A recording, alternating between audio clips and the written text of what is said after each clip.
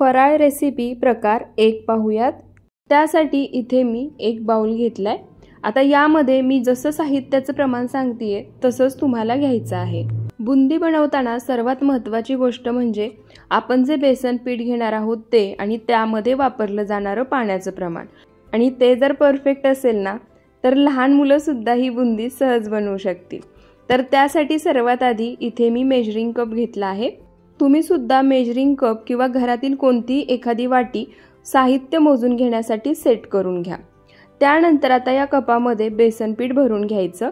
तर इथे मी 1 कप बेसन पीठ घेणार आहे, पण बेसन पीठ भरताना तुम्ही पाहू शकता हाताने दाबून बेसन पीठ मी अजिबात भरलं नाहीये, हलक्या हातानेच कपामध्ये भरलं आहे।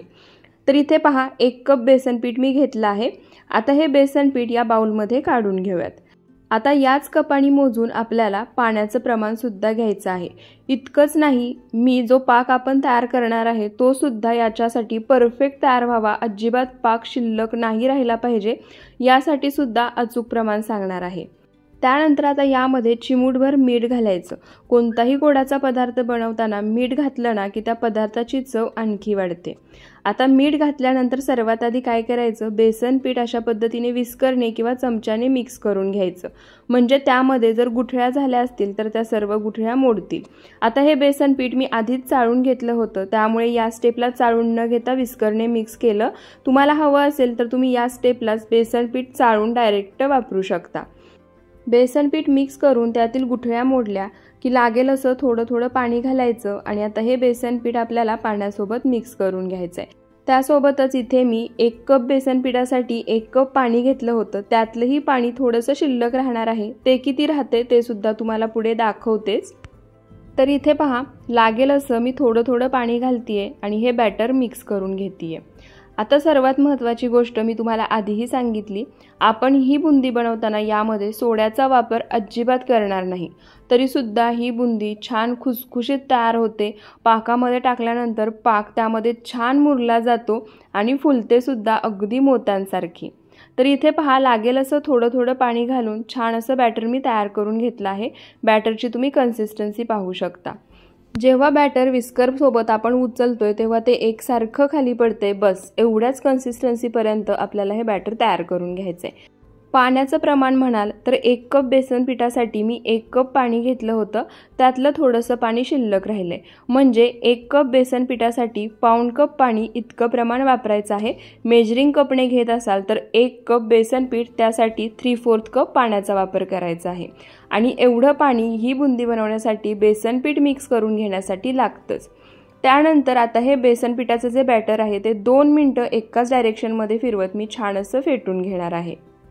तर इथे पहा हे बॅटर 1-2 मिनिटं मी एकाच डायरेक्शनमध्ये फिरवत छान असं फेटून घेतलं आहे। आता काय करायचं, 10 मिनिटं हे बॅटर आपल्याला भिजवून घ्यायचं आहे, म्हणजे तोपर्यंत आपला पाक सुद्धा तयार होईल। त्यासाठी बाउलवर झाकण ठेवले।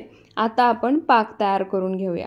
त्यासाठी इथे मी कढई घेतलीये, गॅस अजिबात चालू करायचा नाही। सुरुवातीला यामध्ये आपण साहित्य घालून घेऊयात। तर 1 कप बेसन पिठापासून आपण बुंदी बनवतोय, त्यासाठी पाक तयार करण्यासाठी इथे मी त्याच कपाने मोजून 1.5 कप साखर घेतलीये, आणि त्यामध्ये त्याच कपाने मोजून 1 कप पाणी घालायचं आहे। एवढा जो आपण पाक तयार करतोय त्यामध्ये तयार केलेली बुंदी परफेक्ट बसते आणि पाक थोडाही शिल्लक राहत नाही। त्यानंतर इथे मी 4 ते 5 वेलची घेतली आहेत। वेलची मी फोडून अशीच वापरणार आहे, तुम्ही वेलची पावडर सुद्धा घालू शकता। त्यानंतर गॅस चालू करायचा आणि आता मोठ्या आचेवरती साखर पाण्यामध्ये विरघळवून घ्यायची आणि पाण्याला एक उकळी काढायची। या ठिकाणी आपल्याला एकतारी पाक तयार करायचा नाहीये। साखर विरघळल्यानंतर पाक फक्त चिकट झाला पाहिजे इथपर्यंतच आपल्याला शिजवून घ्यायचंय। तर इथे पहा साखर पाण्यामध्ये पूर्णपणे विरघळली आहे, पाण्याला उकळी आली आहे। आता गॅसचा फ्लेम मीडियम टू लो ठेवायचा आणि घड्याळामध्ये बघून 4 मिनिटं हा पाक शिजवून घ्यायचा। जसं मी तुम्हाला आधी सांगितलं, यामध्ये एकतारी पाक तयार करायचा नाहीये, फक्त पाक चिकट होईपर्यंत उकळवून घ्यायचे। तर इथे पहा 4 मिनिटं मीडियम टू लो फ्लेमवर हा पाक मी शिजवून घेतला आहे। आता या ठिकाणी पाक कसा तयार झाला आहे ते तुम्हाला दाखवते। तयार पाक थोडासा बोटावरती घ्यायचा आणि तुम्ही पाहू शकता याची तार तयार होत नाहीये। तार तयार झाली तरी लगेच तुटतीये, पण हा पाक बोटाला चिकट लागतोय। एवढ्यापर्यंतच हा पाक आपल्याला शिजवून घ्यायचा आहे। तर इथे आपला पाकसुद्धा तयार झाला आहे। आता गॅस बंद करायचा आणि हा पाक थंड होण्यासाठी बाजूला ठेवूयात आणि आता आपण बुंदी बनवून घेऊयात। तर इथे पहा, पाक तयार करून होईपर्यंत बुंदी बनवण्यासाठी जे पीठ आपण तयार केलं होतं ते सुद्धा अगदी छान तयार झालं आहे। आता या स्टेपला सुद्धा तुम्ही पिठाची कन्सिस्टन्सी पाहू शकता। पळीमध्ये पीठ घेतल्यानंतर जेव्हा ते भांड्यामध्ये परत सोडतोय तेव्हा एक सारखं ते खाली पडते। आता तुम्हाला हवं असेल तर तुम्ही अशीच ही बुंदी म्हणजे कोणताही फूड कलर मिक्स न करता बनवू शकता, पण मी यामध्ये 2 थेंब ऑरेंज फूड कलर घालणार आहे, यामुळे बुंदीला रंग खूप छान येतो। तुम्ही हे बॅटर 2 ते 3 भागांमध्ये डिवाइड करून वेगवेगळ्या प्रकारचे 2-3 कलर वापरून सुद्धा बुंदी बनवू शकता। मी एकाच कलरमध्ये बनवून घेणार आहे। तर इथे पहा, फूड कलर घातल्यानंतर बॅटरमध्ये छान एकसारखा मिक्स करून घेतला आहे। बॅटरचा रंग सुद्धा तुम्ही पाहू शकता, एकदम मस्त आलाय। आता आपण बुंदी बनवून घेऊया। तर त्यासाठी गॅसवर कढईमध्ये मी आधीच तेल गरम करायला ठेवलं होतं। तेल छान कडकडीत गरम करून घ्यायचं आहे। बुंदी बनवताना लक्षात ठेवा, तेलाचं टेम्परेचर अजिबात कमी किंवा मध्यमही नसावं, नाहीतर मग बुंदी फुलत सुद्धा नाही आणि भरपूर प्रमाणात तेलकट होते। तर इथे पहा, थोडंसं बॅटर मी तेलामध्ये टाकलं ना, पटकन तेलामध्ये टाकलं की वरती आलंय आणि तुम्ही आकार सुद्धा पाहू शकता, छान मोत्यासारखी बुंदी तयार झाली आहे। आता बुंदी बनवताना आणखी एक गोष्ट लक्षात ठेवायची, जेव्हाही तुम्ही बुंदी बनवताना झारा घ्याल तो अगदी तेलाच्या जवळ पकडायचा नाही, अशा पद्धतीने उंचीवर पकडायचा। जेवढ्या उंचीवरून हे पीठ तेलामध्ये पडेल तेवढा बुंदीला आकार छान येतो, बुंदी छान गोल मटोल तयार होते।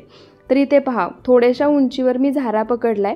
आता यामध्ये तयार बॅटर घालायचं। बॅटर झाऱ्यावर घातल्यानंतर तुम्ही पाहू शकता, अजिबात मी झाऱ्याला हलवत नाहीये किंवा कढईवरती झारा आपटत नाहीये, तरी सुद्धा हे बॅटर अगदी सहज कढईमध्ये पडतंय आणि छान मोत्यासारखी बुंदी सुद्धा तयार होतीये। बॅटर घातल्यानंतर जेव्हा कढई बुंदीने गच्च भरेल तेव्हा बॅटर घालायचं बंद करायचं आणि आता ही बुंदी आपल्याला मध्यम आचेवरतीच तळून घ्यायची आहे। आता झारा कसा साफ करायचा हे सुद्धा मी तुम्हाला सांगणार आहे। अजिबात हा झारा तुम्हाला पाण्यामध्ये बुडवायची गरज पडणार नाही। आता मध्यम आचेवरतीच ही बुंदी मी हलकासा सोनेरी रंग येईपर्यंत तळून घेणार आहे, म्हणजे 2 ते 3 मिनिटं। 2 ते 3 मिनिटांमध्ये बुंदी छान तळली जाते। तर इथे पहा, हलका सोनेरी रंग येईपर्यंत ही बुंदी मी मस्त अशी तळून घेतली आहे। बुंदी तुम्ही पाहू शकता, छान मोत्यासारखी तयार झाली आहे, दिसताना सुद्धा किती सुंदर दिसतीये। आणि आपण यामध्ये अजिबात सोडा वापरला नाही। तेल सुद्धा योग्य टेम्परेचरवरती गरम करून घेतलं आहे। योग्य पद्धतीने बुंदी पाडून योग्य पद्धतीनेच तळून घेतली आहे, त्यामुळे ही बुंदी अजिबात तेलकट होत नाही, खाताना सुद्धा अप्रतिम लागते। तर इथे पहा, बुंदी मी तळून घेतली आहे। एका ताटामध्ये काढायची आणि ही बुंदी गरम असतानाच आपल्याला पाकामध्ये घालायची आहे। एकतर पाक तरी गरम पाहिजे, नाहीतर बुंदी तरी। तर पाक आपण करून घेतलाय त्यामुळे तो थंड झाला आहे, त्यामुळे आपण गरम गरम बुंदीच पाकामध्ये घालणार आहे।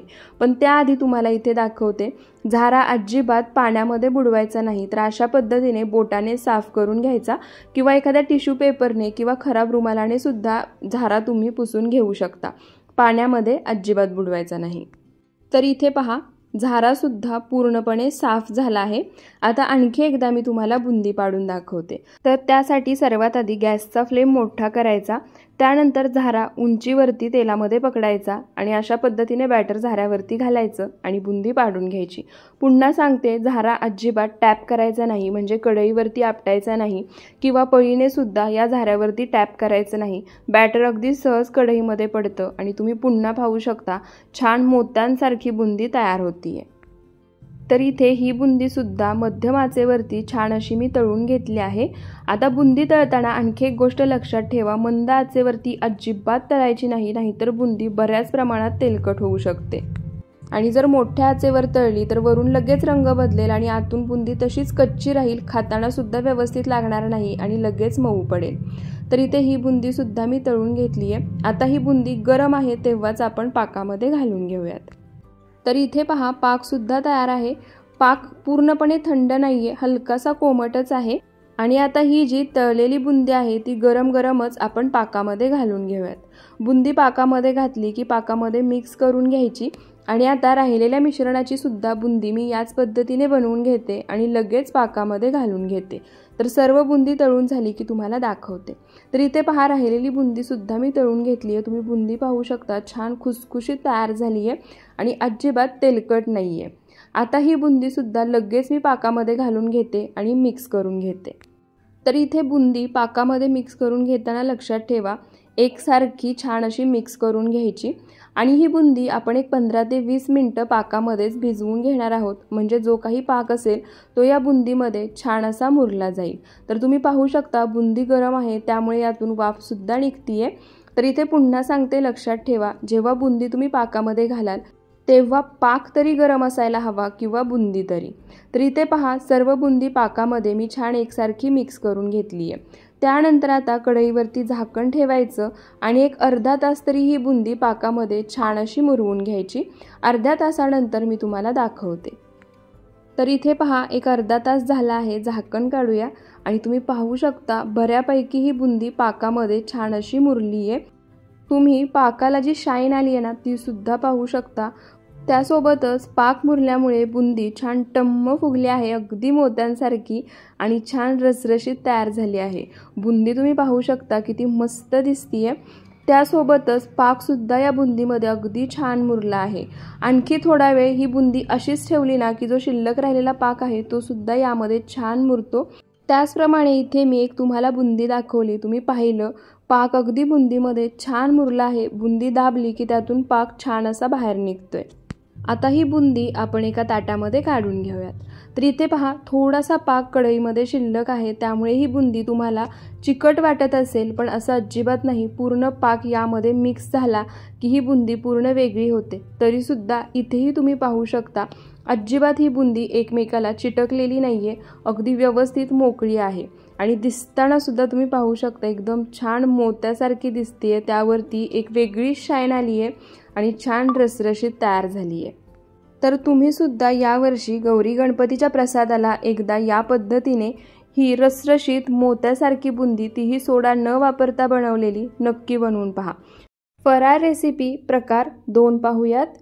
तर त्यासाठी सर्वात आधी इथे मी एक बाउल घेतलाय. आता या बाउलमध्ये इथे मी अर्धा किलो मैदा घेतलाय, तो काढायचा. मैदा मी स्वच्छ चाळून घेतला आहे आणि जर वाटीच्या प्रमाणामध्ये म्हणाल तर 4 वाटी इतका हा मैदा आहे. वजनी आणि वाटीचं दोन्ही प्रमाण मी तुम्हाला यामध्ये सांगितलं आहे आणि डिस्क्रिप्शन बॉक्समध्ये सुद्धा देते. त्यानंतर आता यामध्ये 1.5 चमचा इतकी बेकिंग पावडर घालायची. बेकिंग पावडर नसेल तर 1च चमचा बेकिंग सोडा घाला. त्यानंतर अर्धा चमचा यामध्ये मीठ घालायचं.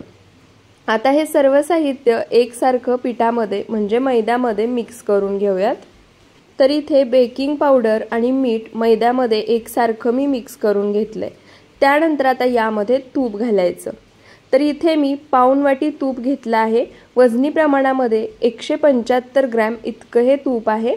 सर्व तूप यामध्ये काढून घ्यायचं आणि आता जसं मी व्हिडिओमध्ये दाखवले त्या पद्धतीने हाताने चोळून हे तूप या मैद्यामध्ये मिक्स करून घ्यायचंय. हाताने चोळून तूप मैद्यामध्ये मिक्स केलं ना की बालुशाहीचं जे वरचं आवरण असतं ना ते छान खुसखुशीत तयार होतं आणि जो आपण पाक तयार करतो तो सुद्धा बालुशाहीमध्ये छान मुरतो, कारण वरचं आवरण खुसखुशीत तयार होतं.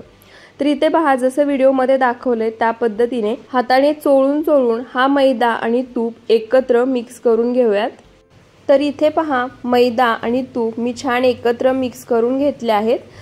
तुम्हाला हे मिश्रण सुरुवातीला कोरडं वाटलं असेल, आत्ता थोडंसं ओलसर वाटतंय. त्यानंतर आता काय करायचं, यामध्ये लागेल असं पाणी घालायचं आणि हे पीठ फक्त आपल्याला एकत्र करून घ्यायचंय. लक्षात ठेवा, पीठ मळायचं नाही, फक्त जसं मी व्हिडिओमध्ये दाखवतेय त्या पद्धतीने थोडं थोडं पाणी घालायचं आणि सर्व पीठ फक्त एकत्र करून घ्यायचंय. हे बालुशाहीचं पीठ मळून घेण्यासाठी पाणी सुद्धा किती प्रमाणामध्ये लागलं हे सुद्धा मी तुम्हाला पुढे सांगतेच.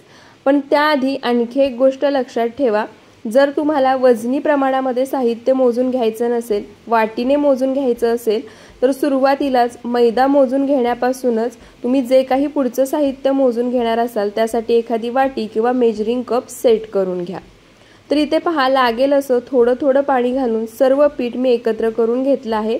मी हाताने जोर देऊन मळलं नाहीये, त्याचा गोळा तयार केला नाहीये, फक्त पीठ ओलसर करून एकत्र करून घेतलं आहे। आता हे पीठ तयार होण्यासाठी किती पाणी लागलं ते मी तुम्हाला सांगते। तर या वाटीने मोजून मी 4 वाटी मैदा घेतला होता, पाऊण वाटी तूप घेतलं होतं, त्याच वाटीने मोजून इथे मला 1 वाटी आणि जर वजनी प्रमाणामध्ये म्हणाल तर 200 ml इतकं पाणी लागलं आहे। आता झाकण ठेवायचं आणि हे पीठ एक 10 ते 15 मिनिटं किंवा आपण पाक बनवतोय तो पाक तयार होईपर्यंत भिजण्यासाठी बाजूला ठेवायचं। आता हे पीठ भिजतंय तोपर्यंत पाक तयार करून घेऊया। त्यासाठी गॅसवर पॅन गरम करायला ठेवलाय। त्यानंतर गॅसचा फ्लेम पूर्णपणे लो करायचा। यामध्ये इथे मी 600 ग्रॅम इतकी साखर घेतली आहे। जर वाटीने मोजून घ्याल तर 3 वाटी इतकी साखर आहे ती या पॅनमध्ये काढायची आणि ज्या वाटीने मोजून या ठिकाणी साखर घेतली होती त्याच वाटीने मोजून यामध्ये 1.5 वाटी इतकं पाणी घालायचं आणि जर वजनी प्रमाणामध्ये म्हणाल तर 175 ml इतकं पाणी मी यामध्ये घातलं आहे। पाणी घातल्यानंतर गॅसची फ्लेम मोठी करायची, चमच्याने साखर या पाण्यामध्ये पूर्णपणे एकसारखी मिक्स करत विरघळवून घ्यायची आणि मोठ्या आचेवरतीच या पाण्याला एक उकळी सुद्धा काढून घ्यायची। तर इथे पहा साखर पाण्यामध्ये पूर्णपणे विरघळली आहे। आता या पाण्याला एक उकळी काढून घेऊयात। तर इथे पहा मोठ्या आचेवरती पाण्याला मी एक उकळी काढून घेतली आहे, साखर सुद्धा पूर्णपणे विरघळली आहे। आता गॅसचा फ्लेम मीडियम करायचा। त्यानंतर यामध्ये इथे मी 4 हिरवी वेलची अशी फोडून घेतली आहे ती घालायची। तुम्ही वेलची पूड सुद्धा घालू शकता, अर्धा चमचा।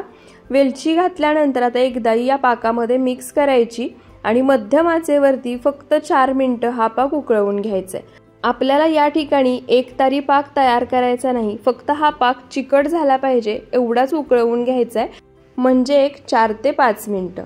तर इथे पहा एक 4 मिनिटं हा पाक मी छान असा उकळवून घेतला आहे। गॅसचा फ्लेम मीडियमच होता। आता पाक कसा हवा ते सुद्धा तुम्हाला सांगते। तयार पाक चमच्यावरती घ्यायचा आणि त्यानंतर बोटावरती घेऊन तुम्ही पाहू शकता तार तयार होत नाही, पण पाक हाताला चिकट लागतोय आणि तार जरी तयार झाली तरी हे पहा लगेच तुटतीये, म्हणजे एक तारी पाक तयार केल्यानंतर जशी तार तयार होते तशी होत नाहीये, लगेच तुटतीये। त्यासोबतच हा पाक चिकट सुद्धा झालाय। आता गॅस बंद करायचा, कारण पाक आपला तयार झाला आहे, यापेक्षा जास्त पाक शिजवायचा नाही। त्यानंतर आता यामध्ये इथे मी 2 ते 3 थेंब ऑरेंज फूड कलर घालणार आहे। हा कलर घालणं पूर्णपणे ऑप्शनल आहे। जर तुम्हाला कलर नसेल घालायचा तर तुम्ही केसर सुद्धा यामध्ये सुरुवातीलाच घालू शकता। केसरमुळे सुद्धा या पाण्याला म्हणजे पाकाला रंग खूप छान येतो। फूड कलर घातल्यानंतर पाकामध्ये एकदा हा फूड कलर मिक्स करून घ्यायचा। तुम्ही पाहू शकता पाकाला रंग खूप छान आला आहे। तर इथे पाक तयार झालाय। आता आपण पुढची तयारी करून घेऊयात। तर इथे पहा पाक तयार करून होईपर्यंत आपण जे पीठ मळून ठेवलं होतं ते सुद्धा छान भिजलं आहे। अगदी मऊसूद असा हा गोळा तयार झाला आहे। त्याचप्रमाणे गोळा तुम्ही पाहू शकता आतल्या बाजूला छान जाळी सुद्धा सुटली आहे। आता पुन्हा सांगते, हा गोळा हाताने जोर देऊन मळत बसायचं नाही, फक्त पीठ गोळा करून घेतला आहे आणि छान असं हे पीठ भिजवून घेतलं आहे।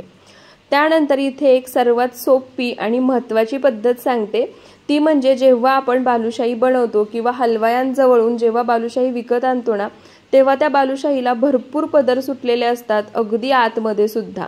तर त्यासाठी काय करायचं, पोळपाट घ्यायचा, त्याच्यावरती जसं मी व्हिडिओमध्ये दाखवले त्या पद्धतीने थोडं थोडं पीठ घ्यायचं आणि एकावरती एक लेयर देऊन अशा पद्धतीने पसरवून घ्यायचं। अशा पद्धतीने लेयर देऊन हे पीठ पसरवून घेतलं ना की आतमध्ये छान असे पदर तयार होतात आणि जेव्हा आपण बालुशाही बनवतो त्याला सुद्धा हलवायांसारखे म्हणजे हलवायांजवळून आपण बालुशाही आणताना जसे पदर सुटलेले असतात ना तसे पदर सुटतात। तर आता राहिलेलं सर्व पीठ सुद्धा मी याच पद्धतीने थोडं थोडं घेऊन एकावरती एक अशा छोट्या छोट्या पाऱ्या करून पसरवून घेते। तर इथे पहा थोडं थोडं पीठ एकावरती एक पाऱ्या करून मी छान असं पसरवून घेतलं आहे। त्यानंतर आता काय करायचं, याच्यावरती अजिबात जोर देऊन दाबायचं नाही।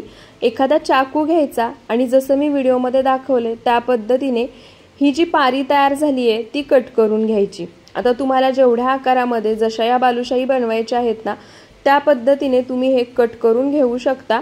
मी जास्त मोठ्याही तयार करणार नाहीये आणि जास्त लहानही नाही, मध्यम आकारामध्ये बनवून घेणार आहे। कारण आपण यामध्ये बेकिंग पावडर घातली आहे त्यामुळे बालुशाही तळायची जी मेथड आहे त्या पद्धतीने तळली ना की छान फुलते। आणि त्यासोबतच हे जे आपण कट करून घेतले आहेत ना त्याला सुद्धा तुम्ही लेयर पाहू शकता आतमध्ये किती मस्त सुटले आहेत। आता या पारीचे कट करून घेतलेले जे रोल आहेत ते बाउलमध्ये काढायचे। एक रोल घ्यायचा, जसं व्हिडिओमध्ये दाखवले त्या पद्धतीने हलक्या हाताने पोळपाटावरती फिरवून घ्यायचा आणि छान असा रोल तयार करून घ्यायचा। रोल तयार करताना सुद्धा हाताने जास्त प्रेस करायचं नाही किंवा दाबायचं नाही, हलक्या हातानेच गोल फिरवत हा रोल आपल्याला तयार करून घ्यायचा आहे। तर इथे पहा परफेक्ट असा रोल तयार झाला आहे, जास्त जोर देऊनही तयार केला नाहीये। त्यानंतर आता याचे आपल्याला गोळे तयार करून घ्यायचे आहेत। तर इथे पहा 2-2 बोटांच्या अंतरावरती हा रोल मी कट करून घेणार आहे, म्हणजे जी बालुशाही आहे ना ती सुद्धा छान एकसारख्या आकारामध्ये तयार होते। त्यानंतर रोल कट करून घेतला की तयार झालेला गोळ्यातला एक गोळा हातावरती घ्यायचा, जसं मी व्हिडिओमध्ये दाखवले त्या पद्धतीने हलक्या हातानेच गोल फिरवून त्याचा गोळा तयार करून घ्यायचा। गोळा तयार करून घेतला की इथे तुम्ही पाहू शकता, जेव्हा तुम्ही अंगठ्याने या बालुशाहीला होल कराल किंवा बोटाने कराल ना तेव्हा परफेक्ट हवा असा होल होत नाही। आणि जेव्हा मग आपण बालुशाही तळतो ना तेव्हा ती फुलते आणि फुलल्यामुळे जो काही तुम्ही अंगठ्याने होल केला असेल तो सुद्धा लहान होतो आणि जशी हलवायांजवळ बालुशाही मिळते ना तसा परफेक्ट शेप त्याला येत नाही। तर त्यासाठी काय करायचं एक आयडिया सांगते। तर इथे मी गोळा तयार करून घेतला आहे। आता या तयार गोळ्याला हलकसं प्रेस करून हा गोळा चपटा करायचा। त्यानंतर खलबत्त्यामध्ये जो बत्ता असतो ना तो सर्वांच्याच घरी असतो, तो घ्यायचा आणि जसं व्हिडिओमध्ये दाखवले त्या पद्धतीने बनवून घेतलेला गोळा हलकासा चपटा केला की मध्यभागी या बत्त्याने प्रेस करायचं आणि छान असा होल तयार होतो। आता एवढ्या मोठ्या आकाराचा होल तयार झाला आहे तरी सुद्धा ही बालुशाही तळल्यानंतर छान पदर सुटतात, ती छान फुलते आणि हा जो तयार करून घेतलेला होल आहे तो लहान होतो, पण परफेक्ट शेप अगदी हलव्यांजवळ बालुशाही मिळते ना तसाच येतो। तर इथे पहा सर्व बालुशाही मी याच पद्धतीने बनवून घेतली आहे। प्रत्येक बालुशाही तुम्ही पाहू शकता परफेक्ट आणि एकसारखी तयार झाली आहे। आता ही बालुशाही तयार करून घ्यायची, पण सर्वात महत्त्वाची गोष्ट इथपर्यंत सगळ्यांचंच व्यवस्थित होतं, अगदी सर्वजण व्यवस्थित पीठ मळतात, पाक तयार करतात, बालुशाही बनवून घेतात, पण बालुशाही तळायची सुद्धा एक अचूक पद्धत आहे। त्या पद्धतीने जर बालुशाही तळली ना तर छान पदर सुटतात, पाक सुद्धा पाकात बालुशाही टाकल्या टाकल्या लगेच बालुशाहीमध्ये मुरतो आणि बालुशाही छान रसरशीत होते आणि तोंडात टाकताच विरघळते। तर ती पद्धत काय आहे ती सुद्धा तुम्हाला सांगते। तर इथे मी गॅसवर तेल गरम करायला ठेवले। तेल गरम करताना मी गॅसचा फ्लेम मीडियम ठेवलाय, मोठा करायचा नाही। आणि तेल गरम करताना तेलाचं टेम्परेचर कसं असायला हवं, जेव्हा आपण भजी तळतो, शंकरपाळी तळतो तेव्हा जे तेलाचं टेम्परेचर असतं त्याहीपेक्षा 3 पटीने कमी या तेलाचं टेम्परेचर पाहिजे। म्हणजे गॅस चालू करायचा, तेल फक्त हलकसं गरम करायचं आणि गॅसचा फ्लेम पूर्णपणे लो करायचा, बस एवढ्याच टेम्परेचरवरती हे तेल आपल्याला गरम करून घ्यायचंय। त्याचसोबत इथे मी थोडंसं पीठ तेलामध्ये टाकून सुद्धा तुम्हाला तेलाचं टेम्परेचर दाखवते। तर इथे पहा मी पिठाचा एक गोळा घेतला आहे, तो तेलामध्ये सोडायचा। आता या ठिकाणी तुम्ही पाहू शकता, जेव्हा आपण कोणते दुसरे पदार्थ तळतो तेव्हा थोडंसं पीठ तेलामध्ये टाकलं की 1 ते 2 सेकंदात ते लगेच वरती येतं, पण हे पीठ तुम्ही पाहू शकता पीठ तसंच खाली आहे, फक्त तेलाचे बुडबुडे वर येत आहेत, म्हणजे बराच वेळ लागतोय हे पीठ वरती येण्यासाठी। आणि बालुशाही तळण्यासाठी तेलाचं टेम्परेचर हे असंच असायला हवं, यापेक्षा जास्त तेल गरम नको आहे।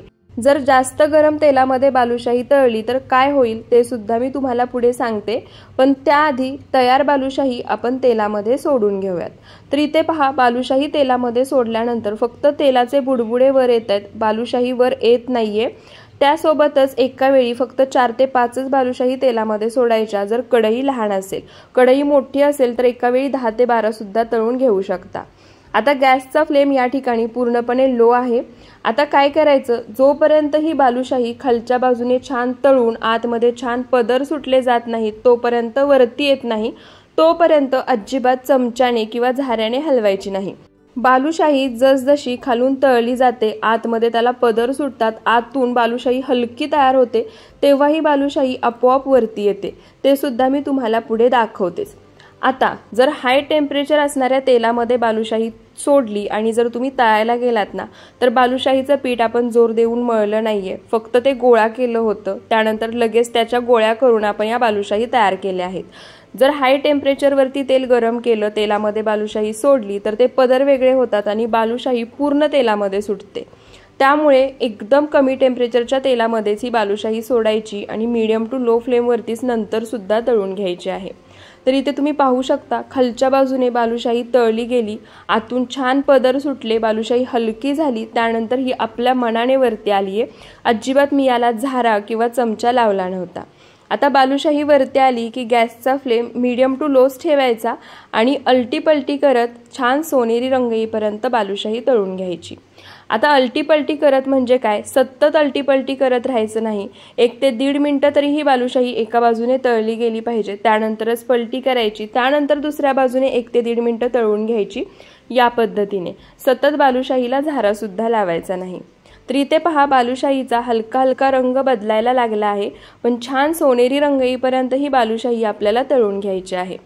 आणि बालुशाही तळण्याची जी प्रोसेस आहे ना, त्यामध्ये थोडासा जास्त वेळ लागेल हे खरं आहे, पण खाल्ल्यानंतर तुम्हाला जे समाधान आणि चव भेटेल ना, त्याची तुलना तुम्ही कुठेच आणि कशाशीही करू शकणार नाही। तर इथे पहा मीडियम टू लो फ्लेमवरती छान सोनेरी रंग येईपर्यंत ही बालुशाही मी तळून घेतली आहे। बालुशाही तेलामधून काढली तरी सुद्धा कुकिंग प्रोसेस चालू राहते, त्यामुळे या बालुशाहीचा हलकासा आणखी रंगही बदलतो।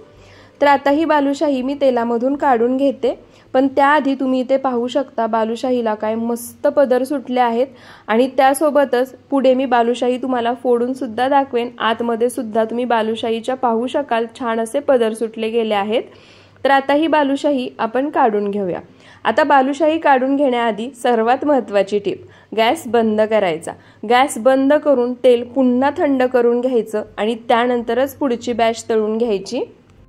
त्यामुळेच मी सांगताना सांगितलं बालुशाही तळण्यासाठीची प्रोसेस फक्त थोडीशी मोठी आहे, वेळ लागतो। तर इथे बालुशाही मी एका झाऱ्यामध्ये काढून घेतली आहे, गॅस सुद्धा बंद केला आहे, मी तुम्हाला दाखवते। तर इथे पहा गॅस सुद्धा मी बंद करून घेतला आहे। आता हे तेल जसं सुरुवातीला बालुशाही करताना जेवढं थंड होतं तेवढं मी थंड करून घेणार आहे, त्यानंतरच बालुशाही तेलामध्ये सोडणार आणि तळून घेणार। आता ही तळलेली बालुशाही गरम आहे तोपर्यंतच पाकामध्ये घालायची, पण पाक गरम नाहीये, पाक थंड किंवा कोमट असेल तरी चालेल, फक्त जास्त गरम नसावा। आता ही गरम गरम बालुशाही पाकामध्ये घालायची, फक्त 1 ते 2 वेळा पाकामध्ये अलटी-पलटी करायची। 2 मिनिटं फक्त आपल्याला ही बालुशाही पाकामध्ये ठेवायची आहे आणि त्यानंतर लगेच काढून घ्यायची। तर इथे पहा तळलेली गरम गरम बालुशाही मी पाकामध्ये घातली आहे, जसं व्हिडिओमध्ये दाखवते त्या पद्धतीने एकदा दोनदा ही बालुशाही पाकामध्ये अलटी-पलटी करून घ्यायची आणि फक्त 2 मिनिटंच पाकामध्ये ठेवायची। आपण ज्या पद्धतीने पीठ मळून घेतलंय, ज्या पद्धतीने ही बालुशाही तळून घेतली आहे, त्या पद्धतीने ही बालुशाही आतून छान पोकळ जाळीदार तयार होते, वरून खुसखुशीत होते आणि पाक सुद्धा यामध्ये लगेच मुरतो। त्यानंतर आता ही बालुशाही आपण पाकामधून काढून घेऊयात। तर अशा पद्धतीने सर्व पाक निथळून काढायचा आणि त्यानंतरच बालुशाही एखाद्या बाउलमध्ये किंवा भांड्यामध्ये काढून घ्यायची। ही बालुशाही 1 किलोपेक्षाही जास्त भरते, पुढे मी तुम्हाला या बालुशाहीचं वजन सुद्धा दाखवेन। तर इथे पहा सर्व बालुशाही पाकामधून काढून या बाउलमध्ये मी काढून घेतल्या आहेत। आता याच पद्धतीने राहिलेली बालुशाही सुद्धा आपण बनवून घेऊयात। तर इथे पहा सर्व बालुशाही बनवून तयार झाली आहे, अगदी हलवायांजवळ मिळते तशीच आकाराला तयार झाली आहे आणि चवीला सुद्धा अगदी तशीच। या ठिकाणी तुम्ही या बालुशाहीचं टेक्स्चर पाहू शकता, बालुशाहीवरती शाईन पाहू शकता, किती सुंदर आली आहे। त्यासोबतच ही बालुशाही मी तुम्हाला तोडून सुद्धा दाखवते। तुम्ही पाहू शकता वरून तर ही बालुशाही छान खुसखुशीत तयार झाली आहेच, पण आतून सुद्धा तुम्ही पाहू शकता छान जाळीदार रसरशीत तयार झाली आहे। पाकामधून काढून ही बालुशाही मी तुम्हाला लगेच दाखवतेय। 4 ते 5 तास सुद्धा भिजण्यासाठी मी बाजूला ठेवली नव्हती, तरी सुद्धा या बालुशाहीमध्ये तुम्ही पाहू शकता पाक छान आतपर्यंत शिरला आहे। त्याचप्रमाणे इथे तुम्ही या बालुशाहीचं वजन सुद्धा पाहू शकता। आपण या ठिकाणी अर्धा किलो मैदा घेतला होता, त्यामध्ये 1 किलो 250 ग्रॅम इतकी ही बालुशाही बनवून तयार होते। तर तुम्हाला या गौरी गणपतीमध्ये जर फूड ऑर्डर्स घ्यायचे असतील तर ही बालुशाही तुम्ही नक्की बनवून पहा। फराळ रेसिपी प्रकार 3 पाहूयात। तर त्यासाठी इथे मी परात घेतली आहे। आता यामध्ये इथे मी 2.5 कप मैदा घेणार आहे। साहित्य मोजून घेण्यासाठी तुम्ही घरातील कोणतीही एखादी वाटी किंवा अशा पद्धतीने मेजरिंग कप सेट करून घ्या। वजनी प्रमाणामध्ये हा मैदा 250 ग्रॅम आहे। त्यासोबतच तुम्ही या ठिकाणी मैद्याऐवजी गव्हाचं पीठ सुद्धा वापरू शकता। त्यानंतर यामध्ये एकदम थोडंसं म्हणजे 1-2 चिमूटभर मीठ घालायचं। कोणताही गोडाचा पदार्थ बनवताना त्यामध्ये मीठ घातलं ना की पदार्थाची चव दुप्पट वाढते। मीठ घातल्यानंतर आता मैद्यामध्ये ते एकसारखं मिक्स करून घ्यायचं। त्यानंतर आता इथे मी 4 चमचे तूप कडकडीत गरम करून घेतलं आहे। आता हे गरम केलेलं तूप या मैद्यामध्ये घालायचं। आता या ठिकाणी तुम्ही तुपाऐवजी तेलाचा वापर सुद्धा करू शकता। मी 4 मोठे चमचे तूप घेतलं होतं, त्याच प्रमाणामध्ये तुम्ही 4 मोठे चमचे तेल घेऊ शकता। तेलाचं किंवा तुपाचं मोहन घालताना अशा पद्धतीने धूर निघेपर्यंत कडकडीत गरम करायचं आणि त्यानंतरच घालायचं। तुपाचं मोहन घातल्यानंतर आता हे मैद्यामध्ये आपण मिक्स करून घेऊया। सुरुवातीला हे तुपाचं मोहन गरम आहे, त्यामुळे मी अशा पद्धतीने चमच्याने मिक्स करून घेतलं आहे। जेव्हा हाताला चटका बसणार नाही, हाताला सहन होईल एवढं हे थंड झालं की त्यानंतर हाताने हे तूप मैद्यामध्ये चोळून एकसारखं मिक्स करून घ्यायचं। म्हणजे जे तुपाचं मोहन आहे ते मैद्यामध्ये एकसारखं बसलं पाहिजे, सर्व मैद्यामध्ये एकसारखं लागलं पाहिजे। तर इथे पहा, या पद्धतीने हाताने चोळून मैद्यामध्ये हे तूप आपण मिक्स करून घेणार आहोत। तर इथे पहा, मैद्यामध्ये हाताने चोळून तूप एकसारखं मिक्स करून घेतलं आहे। अलगद हाताने जरी मूठ वळली तरी छान मूठ वळली जातीये, गोळा तयार होतोय। म्हणजे परफेक्ट असं तुपाचं मोहन यामध्ये बसलंय। त्यानंतर आता यामध्ये ज्या कपाने मैदा मोजून घेतला होता त्याच कपाने पाऊण कप म्हणजे एका कपाला थोडीशी कमी इतकी पिठी साखर घेतली आहे, ती घालायची। अर्धा चमचा वेलची पावडर घालायची। आता आपण यामध्ये केळ घालणार आहोत, त्यामुळे पिठी साखरेचं प्रमाण कमीच वापरायचं आहे। तुम्हाला जर जास्त गोड आवडत असेल तर पूर्ण 1 कप पिठी साखर वापरू शकता। आता पिठी साखर आणि वेलची पूड घातल्यानंतर ती सुद्धा हाताने चोळून या मैद्यामध्ये एकसारखी मिक्स करून घ्यायची। तर इथे पहा, पिठी साखर सुद्धा मैद्यामध्ये मी छान एकसारखी मिक्स करून घेतली आहे। त्यानंतर आता यामध्ये आपल्याला केळ घालायचं आहे। तर इथे मी 2.5 कपाच्या प्रमाणामध्ये मैदा वापरला आहे, त्यासाठी मी यामध्ये 2 केळी घालणार आहे। आणि हे केळीचं प्रमाण एकदम परफेक्ट आहे, गोडाला सुद्धा ही शंकरपाळी परफेक्ट होते। तर आता केळीची साल काढायची आणि अशा पद्धतीने खिसणीने खिसून केळी यामध्ये घालायची। केळी खिसूनच घालायची किंवा मिक्सरला फिरवून बारीक वाटून घेऊन घातली तरी सुद्धा चालेल, पण हाताने मॅश करून घालायची नाही, नाहीतर मग केळीचे मोठे पीस कण तसेच राहतात आणि शंकरपाळी बनवताना ती लाटताना केळीचे कण तसेच राहिल्यामुळे व्यवस्थित लाटता येत नाही आणि खुसखुशीत सुद्धा होत नाही, कारण व्यवस्थित तळलीच जात नाही। तर इथे पहा, केळ मी अशा पद्धतीने खिसून घेतले। आता दुसरं केळ सुद्धा याच पद्धतीने मी खिसून घेते। तर इथे पहा, दोन्ही केळं मी यामध्ये खिसून घेतले आहेत। आता यामध्ये अजिबात थेंबभरही पाणी न वापरता जे केळ आपण खिसून घातलं आहे त्यामध्येच हा मैदा मळून घ्यायचा आहे। अजिबात पाण्याचा वापर होत नाही। केळाचं जे मॉइश्चर आहे, जी पेस्ट आहे, त्यामध्येच हे पीठ अगदी छान आणि सहज मळून होतं। आपण यामध्ये पिठी साखर सुद्धा घातली आहे, त्यामुळे सुद्धा या पिठाला छान घट्टसरपणा येतो। तर या ठिकाणी अजिबात पाण्याचा वापर न करता हे पीठ जे केळ आपण खिसून घेतलंय त्यामध्येच मिक्स करून मी मळून घेते। तर इथे पहा, केळीमध्येच हे पीठ मी छान एकसारखं मिक्स करून घेतले आणि मळून घेतलं आहे। परफेक्ट घट्टसर असा हा गोळा तयार झाला आहे।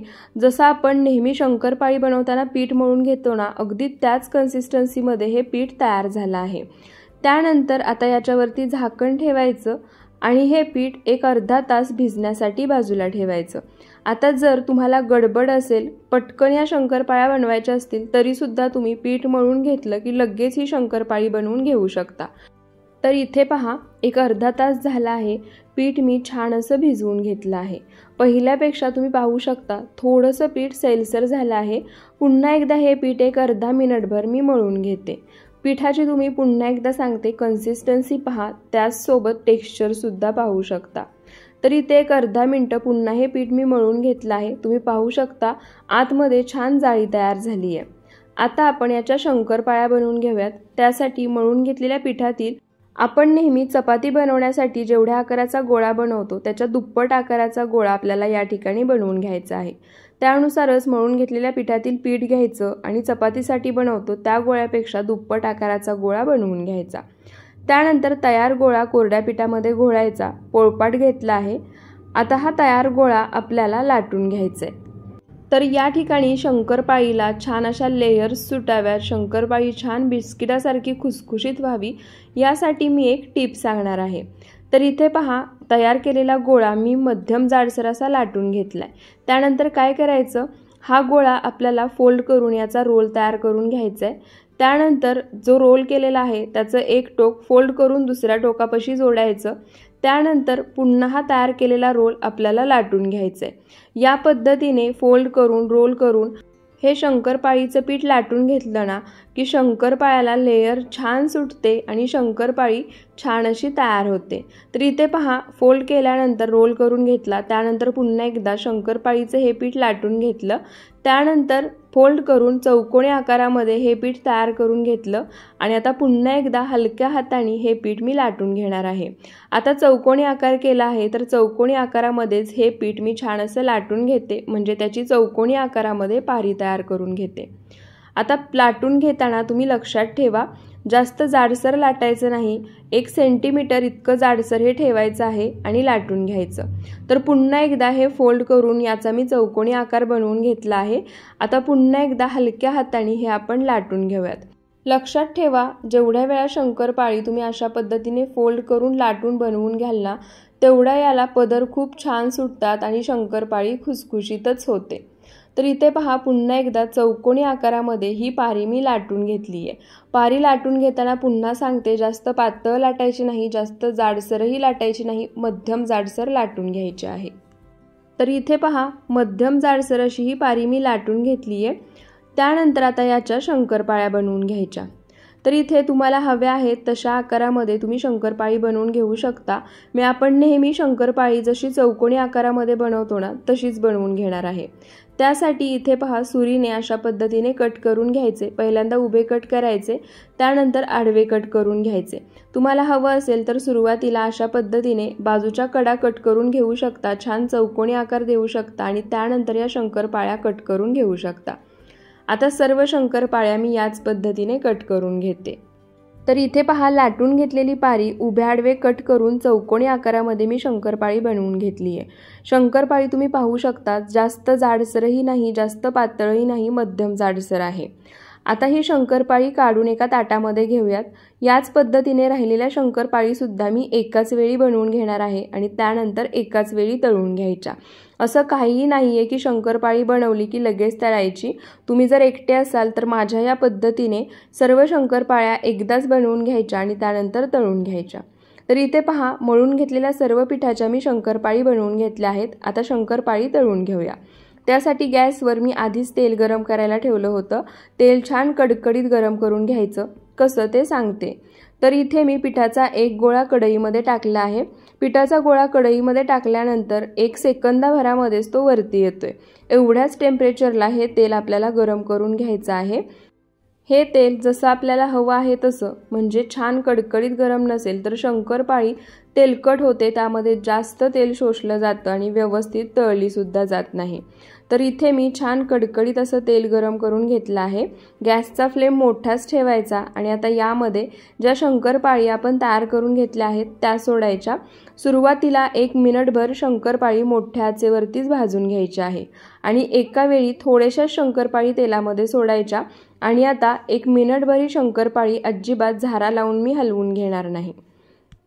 तर इथे पहा, शंकरपाळी तेलामध्ये सोडल्यानंतर 1 मिनिटभर मी छान अशी तळून घेतली आणि त्यानंतर झाऱ्याने आता आलटी-पलटी करत मध्यम आचेवरती ही शंकरपाळी सोनेरी रंग येईपर्यंत तळून घ्यायची। लक्षात ठेवा, तेल कडकडीत गरम करायचं, त्यानंतर गॅसचा फ्लेम मोठा ठेवायचा, त्यामध्ये तयार केलेली शंकरपाळी घालायची। मोठ्या आचेवर शंकरपाळी 1 मिनिटभर तळून झाली की गॅसचा फ्लेम मीडियम करायचा आणि पुन्हा मीडियम टू लो फ्लेमवर छान सोनेरी रंग येईपर्यंत एकसारखी हलवत तळून घ्यायची। तर इथे पहा, थोड्याच वेळात शंकरपाळीचा रंग बदलायला लागलाय आणि तुम्ही पदर सुद्धा पाहू शकता शंकरपाळीला किती जास्त सुटले आहेत। आता आणखी थोडासा डार्क रंग होईपर्यंत मी तळून घेते। तर इथे पहा, छान डार्क सोनेरी रंग होईपर्यंत शंकरपाळी मी तळून घेतली आहे। आता ही शंकरपाळी आपण एका ताटामध्ये काढून घेऊयात आणि याच पद्धतीने मी राहिलेल्या सर्व शंकरपाळ्या सुद्धा तळून घेणार आहे आणि त्यानंतर तुम्हाला दाखवते। आणि आपण या ठिकाणी जेवढा मैदा घेतला होता त्यामध्ये किती वजनी प्रमाणात ही शंकरपाळी बनवून तयार झाली ते सुद्धा तुम्हाला सांगते। तर इथे पहा सर्व शंकरपाळी बनून तयार झाली आहे। मस्त सोनेरी रंग येईपर्यंत मी तळून घेतली आहे। तुम्ही शंकरपाळीचा रंग पाहू शकता। त्यासोबतच ही शंकरपाळी मी तुम्हाला तोडूनही दाखवते। तुम्ही पाहू शकता अगदी बिस्किटासारखी छान खुसखुशीत ही शंकरपाळी तयार झाली आहे। आणि यामध्ये आपण जे केळ घातलंय ना त्याचा सुगंध इतका अप्रतिम येतोय। मुलांना बाहेरचे बनाना फ्लेवरमध्ये बनवलेले केक, डोनट्स देण्यापेक्षा एकदा घरच्या घरी ही शंकरपाळी नक्की बनवून द्या। आणि या ठिकाणी जे काही मी साहित्य घेतलं होतं त्यामध्ये 550 ग्रॅम इतकी ही शंकरपाळी बनवून तयार झाली आहे। फराळ रेसिपी प्रकार 4 पाहूयात। तर त्यासाठी सर्वात आधी इथे मी एक पातेलं घेतलं आहे। आता यामध्ये इथे मी या वाटीने मोजूनच तांदळाचं पीठ घेतलं आहे। त्याच वाटीने मोजून मी 2 वाटी पाणी घेणार आहे। तर इथे प्रमाण लक्षात ठेवा, मी 2 वाटी तांदळाचं पीठ घेणार आहे, त्यासाठी 2 वाटी पाणी घेतलंय। आता हे पाणी पातेल्यामध्ये काढायचं। त्यानंतर यामध्ये एक मोठा चमचा बटर घालायचं। आता तुमच्याजवळ जर बटर नसेल तर बटरऐवजी तुम्ही तुपाचा वापर सुद्धा करू शकता। फक्त तूप जर घट्टसर असेल तर 1 चमचा घाला। तूप जर तुम्ही वितळवून घेतलं असेल तर 2 चमचे घाला। तर इथे मी बटर घातलं आहे। आता हे पाणी गॅसवर ठेवायचं आणि पाण्याला एक उकळी काढून घ्यायची। आता पाण्याला उकळी येते तोपर्यंत आपण पुढची तयारी करून घेऊयात। त्यानंतर इथे मी एक बाउल घेतलाय। आता या बाउलमध्ये ज्या वाटीने मोजून पाणी घेतलं आहे त्याच वाटीने मोजून इथे मी 2 वाटी तांदळाचं पीठ घेतलं आहे। आता इथे प्रमाण तुम्हाला पुन्हा एकदा सांगते, 2 वाटी तांदळाच्या पिठासाठी 2 वाटी पाण्याचं प्रमाण घ्यायचं आहे आणि ते एकदम परफेक्ट आहे। त्यानंतर आता यामध्ये इथे मी अर्धा चमचा ओवा घेतलाय। ओवा अशा पद्धतीने हातावर घ्यायचा आणि चोळून यामध्ये घालायचा। ओवा अशा पद्धतीने चोळून म्हणजे क्रश करून घातला ना की त्याचा फ्लेवर छान खुलून येतो। त्यानंतर यामध्ये 1 चमचा कलोंजी घालायची। बटर चकली आहे त्यामुळे कलोंजी अजिबात स्किप करू नका, नक्की घाला। आणि 1 छोटा चमचा किंवा चवीनुसार मीठ घालायचं। त्यानंतर आता या पिठामध्ये सुद्धा 2 चमचे आपल्याला बटर घालायचे। आता या ठिकाणी पाण्यामध्ये 1 मोठा चमचा आणि या ठिकाणी 2 चमचे असं बटर मी वापरलं आहे। वजनी प्रमाणामध्ये हे बटर 50 ग्रॅम इतकं आहे। आता हे बटर सुद्धा तांदळाच्या पिठामध्ये एकसारखं मिक्स करून घेऊयात। जसं आपण तेलाचं किंवा तुपाचं मोहन घातल्यानंतर मिक्स करून घेतो ना, अगदी तसंच। तर इथे पहा बटर तांदळाच्या पिठामध्ये मी छान एकसारखं मिक्स करून घेतलं आहे। सर्व साहित्य आणि बटर तांदळाच्या पिठामध्ये मिक्स करून होईपर्यंत पाण्याला सुद्धा छान उकळी आली आहे। आता काय करायचं, थोडं थोडं पाणी यामध्ये घालायचं आणि चमच्याने मिक्स करून घ्यायचं। पाणी गरम आहे, खळखळून उकळवून घेतलं आहे, त्यामुळे सुरुवातीला चमच्यानेच मिक्स करायचं। आता जसं मी तुम्हाला आधीच सांगितलं 2 वाटी तांदळाच्या पिठासाठी 2 वाटी पाण्याचं प्रमाण परफेक्ट आहे। तरी सुद्धा पाणी एकदमच सर्व घालायचं नाही, तर थोडं थोडं घालून मिक्स करून घ्यायचं, म्हणजे तांदळाचं पीठ सुद्धा पाण्यामध्ये एकसारखं मिक्स होतं। तर इथे पहा थोडं थोडं पाणी घालून हे तांदळाचं पीठ मी मिक्स करून घेतलं आहे। जेवढं मी पाण्याचं प्रमाण घेतलं होतं ते सर्व पाणी यामध्ये घातलं आहे। आता हाताला चटका बसणार नाही, पीठ मळल्यानंतर ते हाताला सहन होईल एवढ्यापर्यंत हे आपल्याला कोमट करून घ्यायचं आहे। त्यासाठी मी काय करणार आहे, पीठ पाण्यामध्ये मिक्स करून घ्यायचं आणि आपण तांदळाच्या पिठाची उकड काढताना जसं पीठ पाण्यामध्ये मिक्स केल्यानंतर एक 6 ते 7 मिनिटं झाकून ठेवतो ना, अगदी त्याच पद्धतीने हे पीठ सुद्धा मी झाकून एक 6 ते 7 मिनिटं बाजूला ठेवणार आहे। 6 ते 7 मिनिटांनंतर हे पीठ आपण मळून घ्यायचंय। तर इथे पहा एक 7 मिनिटं हे पीठ झाकण ठेवून मी बाजूला ठेवलं होतं। आता यामध्ये आपण उकळलेलं गरम पाणी घातलं होतं, त्यामुळे हे पीठ अजूनही कोमट आहे आणि ज्या ठिकाणी पिठाच्या गुठळ्या झाल्या होत्या त्या ठिकाणी चटके सुद्धा बसतायत। म्हणून काय करायचं, इथे वाटीमध्ये मी पाणी घेतलंय। आता पाणी यामध्ये घालायचं नाही, तर हे पीठ कसं मळून घ्यायचं ते सांगते। हाताची जी बोटं आहेत ना ती फक्त पाण्यामध्ये बुडवायची आणि त्यानंतर हे पीठ मळून घ्यायचं। हात ओलसर असला ना की हाताला चटका बसत नाही। अशा पद्धतीनेच हाताला जर चटका बसत असेल तर फक्त जसं मी व्हिडिओमध्ये दाखवते त्या पद्धतीने हाताची बोटं किंवा हात पाण्यामध्ये फक्त बुडवायचा आहे आणि त्यानंतर पीठ मळून घ्यायचं। लक्षात ठेवा पाण्याचा वापर अजिबात करायचा नाही, फक्त हात ओलसर करून घ्यायचे। आता याच पद्धतीने हे सर्व पीठ मी मळून घेते। तर इथे पहा सर्व पीठ मी मळून घेतलं आहे, छान असा पिठाचा गोळा तयार झाला आहे। त्यासोबतच पिठाची तुम्ही कन्सिस्टन्सी पाहू शकता, जास्त घट्टसरही नाही आणि जास्त पातळही नाही, मध्यम सैलसर असं हे पीठ मळून घ्यायचं। आता आपण चकली बनवायला लगेच सुरुवात करणार आहोत। पीठ भिजवून घ्यायची काहीही गरज नाही। त्यासाठी इथे मी साचा घेतलाय। आता साच्याला ही जी चकलीची चकती आहे ना ती लावून घ्यायची। तर ही चकलीची जी चकती आहे ती लावून घेताना सुद्धा लक्षात ठेवा, जी खरखरीत बाजू असते ती बाहेरच्या बाजूला करायची, जी प्लेन बाजू असते ती आतल्या बाजूला करायची आणि ही चकती लावून घ्यायची। चकती साच्याला लावून घेतली की आता याला तेलाने ग्रीस करून घ्यायचं, म्हणजे या साच्याला आतल्या बाजूनी तेल लावून घ्यायचं। तेल लावून घेतलं की पीठ साच्याला चिटकत नाही आणि एकसारखं खाली सरकतं, त्यामुळे शक्यतो सुरुवातीला साच्याला तेल लावूनच घ्या। तर इथे पहा, सर्व साच्याला मी आतल्या बाजूने तेल लावून घेतलं आहे। आता जे मळून घेतलेलं पीठ आहे त्यातील थोडंसं पीठ घ्यायचं, त्याचं जसं मी व्हिडिओमध्ये दाखवतेय त्या पद्धतीने रोल तयार करून घ्यायचा आणि तयार केलेला रोल या साच्यामध्ये भरायचा। अशा पद्धतीने रोल करून तो साच्यामध्ये भरला ना की चकली छान एकसारखी पडते। चकली पाडताना किंवा तयार करताना ती अजिबात तुटत नाही। तर इथे पहा, रोल मी तयार करून घेतला आहे। आता हा रोल या साच्यामध्ये भरून घेऊयात। तर इथे पहा, मला थोडंसं पीठ कमी वाटते, त्यामुळे मळून घेतलेल्या पिठातलं थोडंसं आणखी पीठ मी घेतलं आहे आणि या साच्यामध्ये भरलं आहे। आता साचा बंद करूयात आणि चकली तयार करून घेऊयात। आता जर तुम्हाला हवं असेल तर तुम्ही ताटामध्येच या चकली पाडून घेऊ शकता, पण मी ताटामध्ये न पाडता कटिंग बोर्डवरती म्हणजे चॉपिंग बोर्डवरती करून घेणार आहे। तुम्ही पोळपाटावरती सुद्धा करून घेऊ शकता। तर त्यासाठी इथे मी चॉपिंग बोर्ड घेतला आहे। आता याच्यावरती सर्व चकल्या आपल्याला तयार करून घ्यायच्या आहेत। चॉपिंग बोर्डवरती किंवा पोळपाटावरती चकली तयार करून घेतली ना की सर्वात महत्त्वाची गोष्ट ती म्हणजे चकली अगदी सहज उचलता येते, उचलताना अजिबात तुटत नाही। त्याचप्रमाणे चकली हाताने न उचलता तेलामध्ये सोडायची एक वेगळी पद्धत मी तुम्हाला आज या ठिकाणी सांगणार आहे। त्या पद्धतीने अगदी कोणीही, लहान मुलं सुद्धा तेलामध्ये चकली सोडू शकतात। ती काय आहे ते पुढे तुम्हाला समजेलच। तर इथे पहा, सर्व चकल्या मी अगदी याच पद्धतीने बनवून घेणार आहे। परफेक्ट अशा चकल्या पडतायत, अजिबात तुटत नाहीत, छान एकसारख्या तयार होतात। आणि चकली पाडताना लक्षात ठेवा, 3 ते 4 वेड्याचीच तयार करून घ्यायची। त्यापेक्षा जर मोठी बनवली तर चकली व्यवस्थित तळली जात नाही आणि बऱ्याच वेळा ती मोडते सुद्धा। तर इथे पहा, आता याच पद्धतीने एका वेळी मी फक्त 6 ते 7 चकल्या बनवून घेणार आहे। तेवढ्याच चकल्या तळून घ्यायच्या आणि त्यानंतर दुसऱ्या बनवायच्या। जर चकली बनवण्यासाठी तुमच्या जोडीला दुसरं कोणी असेल तर तुम्ही तळून घेऊ शकता, किंवा तुम्ही चकली बनवून घेतली, दुसरं तुमच्या जोडीला कोणी आहे त्यांनी तळून घेतली तर तुम्ही कंटिन्यू ही चकली बनवून घेऊ शकता। पण मी एकटीच आहे, त्यामुळे सुरुवातीला 5 ते 6 चकल्या मी बनवून घेणार, त्यानंतर तळणार, पुन्हा चकली बनवून घेणार। तर इथे 6 चकल्या मी बनवून घेतल्या आहेत। आता या चकल्या आपण तळून घेऊयात। तर त्यासाठी मी गॅसवर आधीच कढईमध्ये तेल गरम करायला ठेवलं होतं। तेल छान कडकडीत गरम करून घ्यायचं आहे। तुम्ही पाहू शकता, थोडंसं पीठ तेलामध्ये सोडलं की काही सेकंदातच तो गोळा वरती येतोय। असंच आणि याच टेम्परेचरचं तेल आपल्याला गरम करून घ्यायचं आहे। आता सुरुवातीला जेव्हा आपण चकली सोडणार आहोत तेव्हा गॅसचा फ्लेम मोठाच ठेवायचा आणि त्यानंतरच यामध्ये चकली सोडायची। चकली सोडताना सुद्धा या ठिकाणी एक नवीन ट्रिक मी तुम्हाला सांगते। हाताने चकली न सोडता अशा पद्धतीने एखादं उलटणं किंवा प्लेन चमचा घ्यायचा, चमच्यावरती किंवा उलटण्यावरती ही चकली उचलायची आणि तेलामध्ये सोडायची।